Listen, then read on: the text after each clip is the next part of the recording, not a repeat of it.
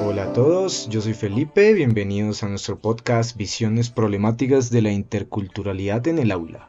Les comparto mis experiencias sobre el tema. Como estudiante y docente he experimentado que las políticas educativas han tenido históricamente a ser homogeneizadoras, aunque recientemente parecen haber asumido nominativamente un discurso intercultural. Esta brecha entre el decir y el hacer es una problemática formativa central.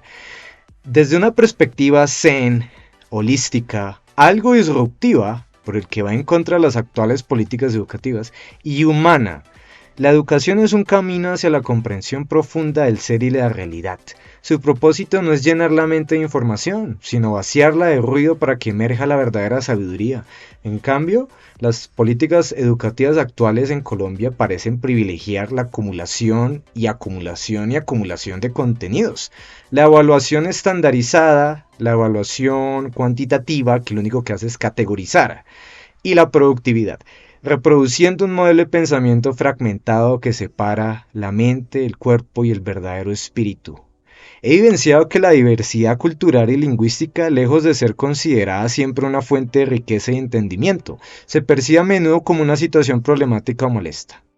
El enfoque dominante centrado en el rendimiento académico y la homogeneización curricular contradice la esencia misma de un país diverso. Colombia es un territorio de múltiples lenguas, memorias, cosmovisiones, pueblos indígenas, comunidades afrodescendientes, campesinas y urbanas, todos con modos distintos de comprender el mundo. Sin embargo, las políticas públicas, como las derivadas de la Ley General de la Educación, Ley 115 del 94, y sus posteriores reformas, aunque reconocen la diversidad cultural y lingüística, no siempre logran materializar ese principio en las aulas.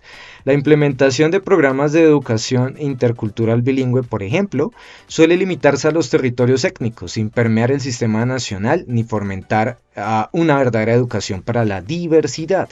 Por dar un ejemplo, a lo largo de mi trayectoria he presenciado y sido testigo de injusticias provocadas por estas políticas educativas, que algunas veces en su intento por mejorar lo que hace es excluir y homogeneizar la educación dentro del aula y en las percepciones de cada estudiante, que se puede ver a sí mismo como un alien o de alguna raza diferente a la que todos miran raro y no encaja.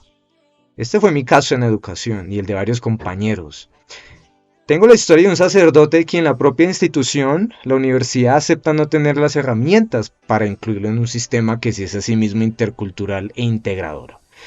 ¿Por qué no incluye a esta persona? Bueno, ya es otro tema para otro podcast, pero la historia también de otro muchacho que soy yo, quien ha batallado a lo largo de su vida en un sistema no solamente educativo, pero que evidentemente se ha afectado e influenciado por no decir manipulado, es el sistema laboral. El desafío, por lo tanto, no es solo técnico-administrativo, espiritual y ético lo es. Requerimos políticas que reconozcan la educación como una práctica de presencia y respeto mutuo, que integren mente, cuerpo y emoción en el proceso de aprendizaje y que permita que la diversidad cultural no sea tolerada, sino celebrada. Y tal vez podamos hablar también de que el desafío está en el resultado del sistema, en su sistema laboral y de mano de obra clasificada. Solo así la escuela podrá transformarse en un espacio de armonía y despertar, donde la palabra vuelva a tener alma y donde aprender signifique en última instancia volver a estar plenamente vivos y sentirse parte de un todo, mas no excluido de un todo. Dando continuidad a este podcast, me presento, mi nombre es Sebastián Torres Zapata y hoy les voy a hablar acerca de mi experiencia. Desde mi época de estudiante, recuerdo cómo los relatos sobre la conquista de América llegaban a nosotros cargados de contradicciones. Se hablaba del dolor de los pueblos originarios, pero también se exaltaba la valentía de Colón, presentándolo como un héroe. En esos discursos escolares, lo indígena y lo afrocolombiano quedaban relegados, como si nuestra identidad se limitara a la herencia europea. Con el tiempo comprendí que esa mirada se filtraba también en mi práctica docente. Al enseñar inglés y francés, noto que muchas veces se privilegia la cultura extranjera, sin tender puentes con la nuestra.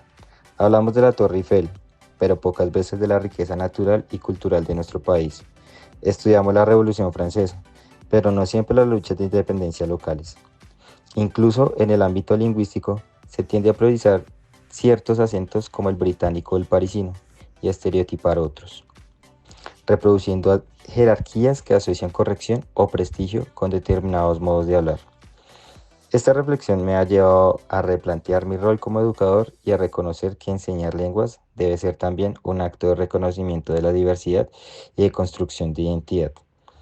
En este sentido, mi experiencia confirma la necesidad de una formación docente inicial y continua que aborde la función intercultural del profesorado, fomentando una pedagogía que parta de la alteridad y promueva equidad real mediante medidas de apoyo y acompañamiento efectivas. Solo así podremos formar docentes capaces de integrar las lenguas extranjeras con la valoración de lo propio, fortaleciendo en los estudiantes una conciencia crítica, plural y profundamente arraigada en su territorio. Prosiguiendo con el tema, el sistema educativo, en lugar de abrazar la riqueza que significa la diversidad lingüístico-cultural en las aulas, ha solido identificar a las poblaciones diferentes, como los pueblos indígenas en el contexto latinoamericano, con lo distinto, diferente, extraño, ajeno, desconocido y sobre todo cuando está acompañado de condiciones socioeconómicas desfavorables o empobrecidas, con lo no deseable e incluso peligroso. Esta experiencia refleja cómo la ignorancia y el miedo pueden ser enemigos de la diversidad, la justicia y la convivencia. En cuanto al currículum intercultural, rara vez he visto que realmente cumpla con la adaptabilidad, una de las 4A, del derecho a la educación, junto con asequibilidad, accesibilidad y aceptabilidad. La adaptabilidad exige la pertinencia del currículum de acuerdo con contextos y poblaciones específicas. Por el contrario, la práctica ha tendido a olvidar que para alcanzar el principio de igualdad se deben considerar las diferencias y compensarla por medio de la equidad. La falta de un currículum intercultural real que parta de los saberes y cosmovisiones de los pueblos y respete sus lenguas originarias es una carencia formativa palpable. He trabajado con estudiantes de diferentes lugares como socióloga, donde la idea principal es debatir con ellos sobre los diversos factores sociales de sus países, fomentando el diálogo, las preguntas y la contribución entre compañeros. Fue una experiencia muy enriquecedora, ya que al ser estudiantes provenientes de otros contextos, se generaba un intercambio único y diverso. Sin embargo, en las instituciones educativas de Bogotá, donde he trabajado, no he encontrado un instituto que integre esta dinámica. Una de las labores docentes es ser sociólogo, ya que requiere formular preguntas que promuevan una clase activa, pero el currículum suele ser algo limitado, lo que dificulta visualizar la realidad social de los estudiantes y aprovechar esos espacios para debatir y contribuir el análisis crítico de nuestra sociedad, fomentando así el pensamiento crítico. Hola, soy Ricardo Palacio.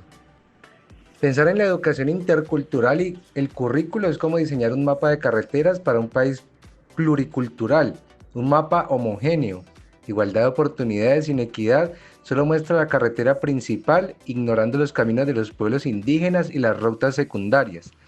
Un currículo intercultural basado en la equidad funciona como un mapa detallado que valora y respeta cada camino, asegurando que todos puedan llegar a su destino a la vez que descubren la identidad ajena y redescubren la propia. Sin embargo, este mapa aún está incompleto.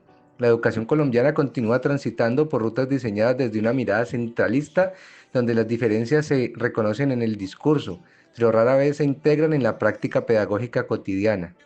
La interculturalidad no debería ser un apéndice del currículo ni un tema para fechas conmemorativas. Debe ser el eje que articule toda experiencia educativa desde la planeación curricular hasta la interacción diaria en el aula. En mi opinión, el verdadero desafío está en transformar la mirada pasar de una educación que enseñe sobre el otro a una educación que aprende con el otro. Esto implica que los docentes se reconozcan también como aprendices, que el currículo dialogue con los saberes ancestrales y comunitarios y que las políticas educativas se construyan desde la escucha y el respeto por la pluralidad. Solo así podremos construir un sistema educativo donde cada voz tenga espacio y donde la diversidad deje de ser vista como obstáculo para convertirse en la fuente misma del aprendizaje y de la vida compartida. Muchas gracias.